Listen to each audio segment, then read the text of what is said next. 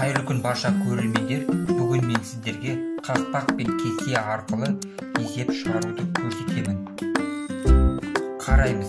Мынау баған бірлік болып есептеледі. 1, 2, 3, 4, 5. Қақпақты аударсақ 5 болып есептеледі. 6, 7, 8, 9. Келесі баған. Мынау баған 10-дық болып есептеледі. 10, 20, 30, 40, 50. Қақпақты аударсақ 50 болып есептеледі. 50-ге 10, 60, 70, 80, 90. Ал енді есеп шығарайық. 10, 2, қосамыз 22. 10, 20, 1, 2. 22 қосамыз 34 шығады. Келесі есеп. 50. 1 қосу 12.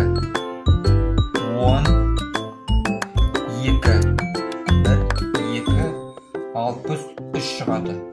Келесі есеп.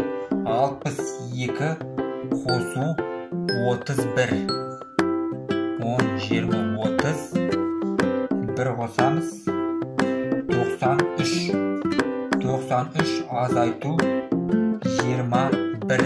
20-ны азайтамыз 10. 21 азайтамыз